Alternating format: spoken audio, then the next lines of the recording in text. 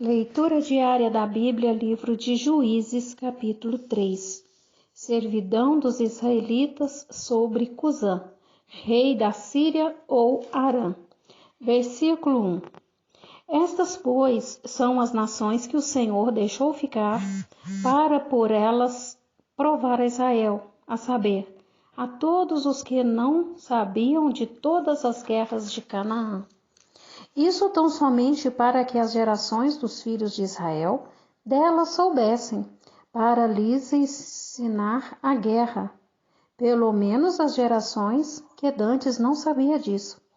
5 príncipes dos filisteus e todos os cananeus, e sidônios e heveus, que habitavam nas montanhas do Líbano, desde o monte de Baal-Hermon até a entrada de Amate. Estes, pois, ficaram para, por eles, o Senhor provar a Israel, para saber se dariam ouvidos aos seus mandamentos, que tinha ordenado a seus pais pelo ministério de Moisés. Habitando, pois, os filhos de Israel no meio dos cananeus, e heteus, e amorreus, e fariseus, e heveus, e jebuseus, tomaram de suas filhas para si por mulheres, e deram aos filhos deles as suas filhas, e serviram a seus deuses. E os filhos de Israel fizeram o que parecia mal aos olhos do Senhor, e se esqueceram do Senhor seu Deus, e serviram aos Baalins e às Astarote.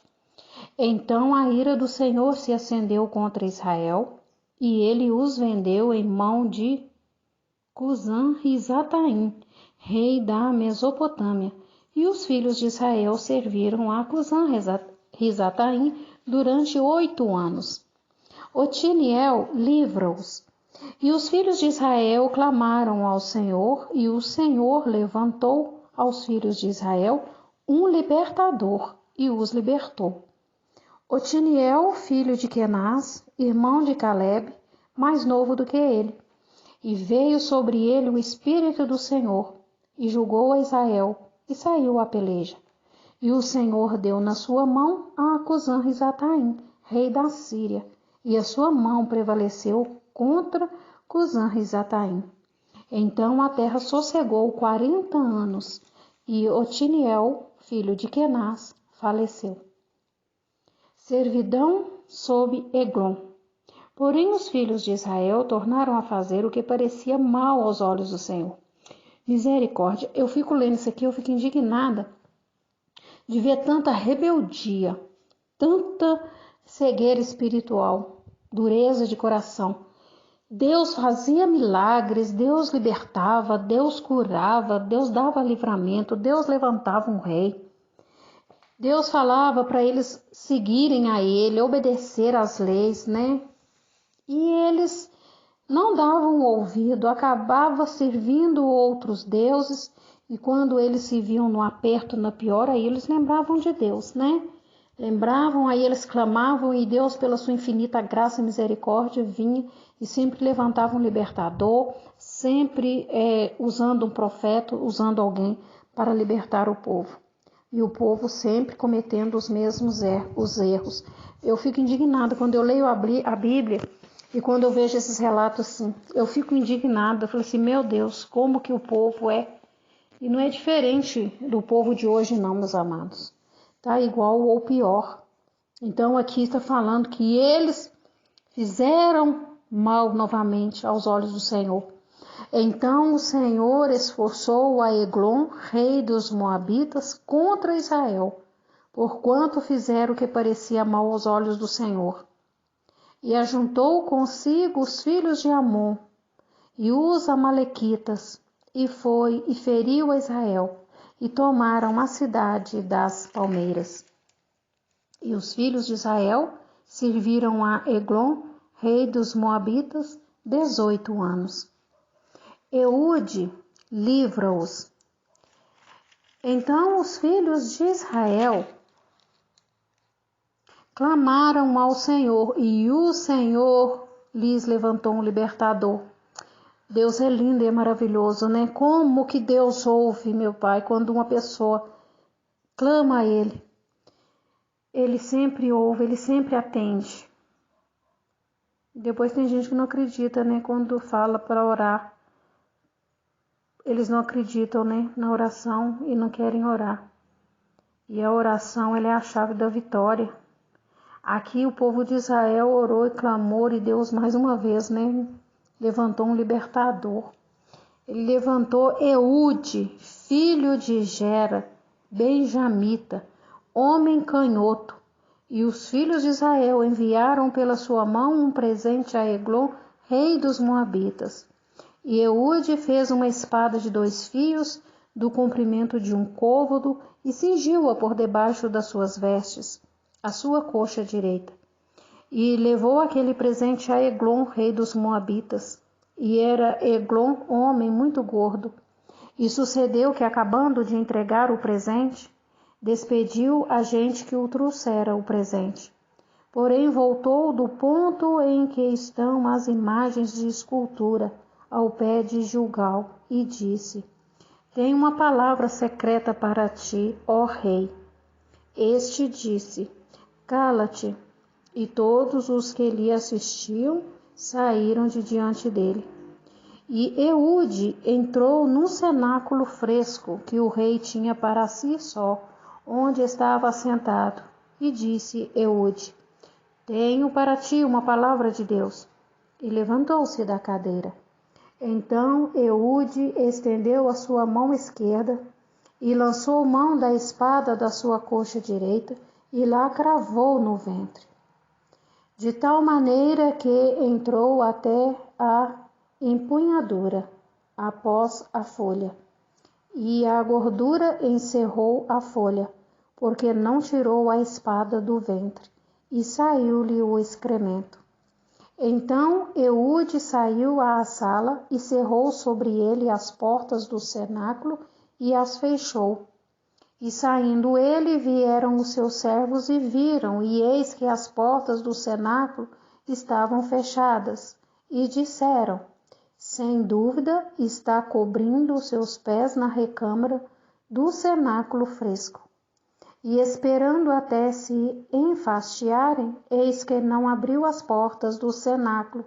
Então tomaram a chave e abriram, e eis seu senhor estendido morto em terra.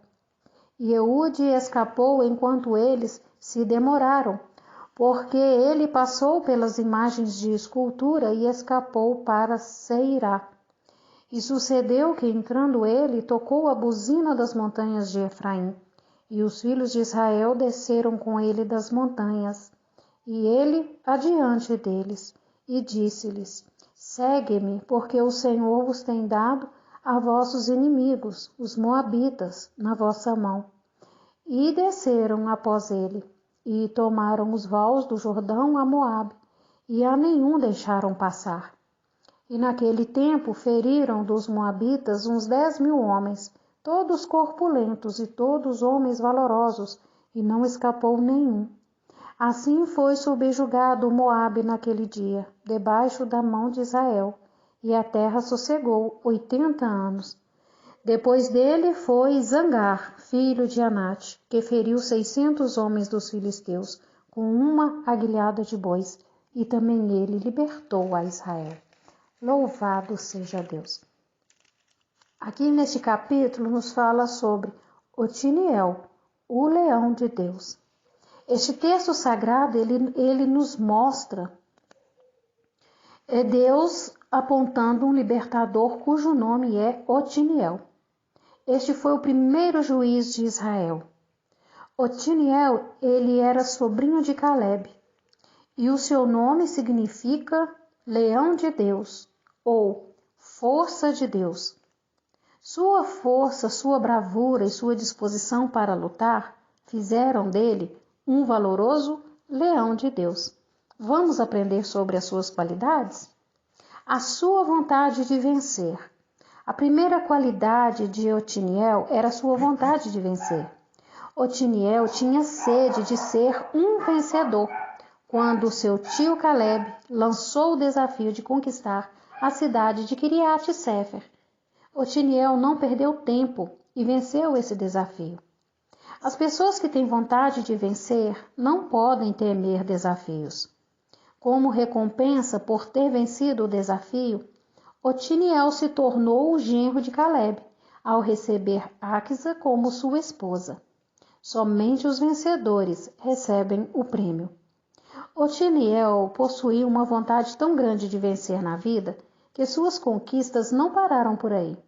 Quando Israel clamou ao Senhor para libertá-lo de uma opressão que durava 8 anos, o Senhor levantou Otiniel e ele libertou Israel das mãos de Cusã-Risataim, rei da Mesopotâmia. As pessoas que têm vontade de vencer são preparadas e escolhidas pelo Senhor para conquistas maiores. Louvado seja Deus! A sua intimidade com o Espírito do Senhor. Em Juízes capítulo 3, versículo 10, é dito que veio sobre Otiniel o Espírito do Senhor. Os grandes homens de sucesso tinham intimidade com o Espírito do Senhor. José teve sucesso e foi um grande vencedor na vida, porque ele tinha intimidade com o Espírito de Deus. Josué, um outro grande vencedor, tinha intimidade com o Espírito do Senhor. Gedeão, outro grande juiz vitorioso, ele tinha intimidade com o Espírito do Senhor. A terra ficou em paz durante 40 anos.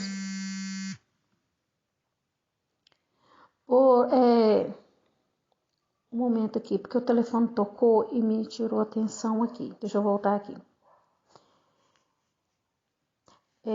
Josué, um outro grande vencedor, ele tinha intimidade com o Espírito do Senhor. Gedeão, outro grande juiz vitorioso, ele tinha intimidade com o Espírito do Senhor. A terra ficou em paz durante 40 anos por ocasião da administração de Otiniel. E quem tem intimidade com o Espírito do Senhor consegue promover a unidade do Espírito pelo vínculo da paz. A conclusão é que, possuindo a vontade de vencer e a intimidade com o Espírito do Senhor, podemos tornar-nos leão de Deus, como Otiniel, vencendo os desafios que estiverem à nossa frente. Aleluia! E nesse capítulo aqui também, meus amados, fala sobre Eude, que é o canhoto de Deus.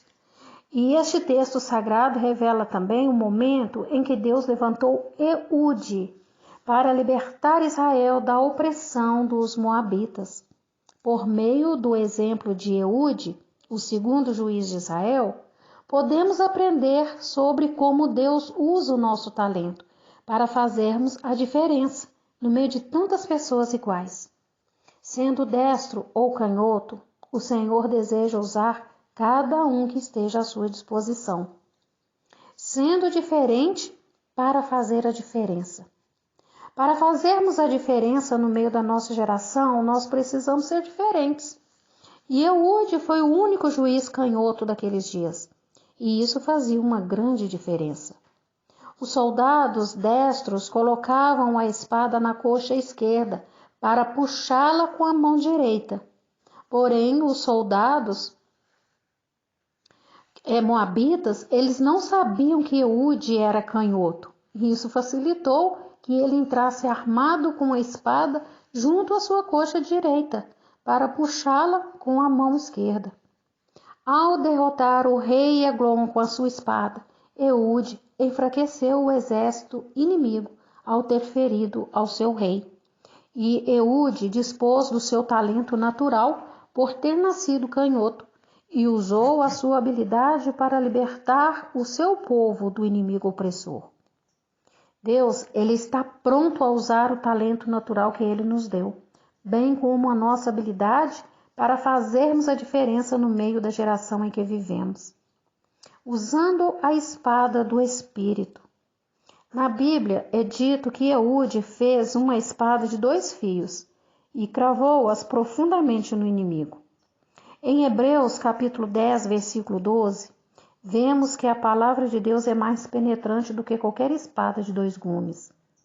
Em Juízes capítulo 3, versículo 20 ao 22, lemos que Eude se aproximou do inimigo e disse: "Tenho para ti uma palavra de Deus." E logo em seguida sacou a sua espada. Em Efésios capítulo 6, versículo 17, Paulo afirma que a espada do Espírito é a palavra de Deus. Portanto, devemos revestir-nos de toda a armadura de Deus e usar a espada do Espírito, que é a palavra de Deus, para golpearmos o inimigo da nossa alma. Aleluia, louvado seja Deus. E em Mateus capítulo 4, do versículo 1 ao 11, Jesus usou a espada do Espírito para golpear e vencer o diabo. Em 1 João capítulo 2, versículo 14, o apóstolo João afirma que os jovens já venceram o maligno, porque a palavra de Deus permanece neles.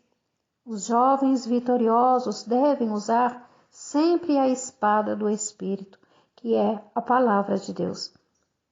Então, da vida deste canhoto homem de Deus, chamado Eude, podemos extrair lições espirituais importantes para fazermos a diferença neste mundo por meio dos talentos e das habilidades que Deus nos deu.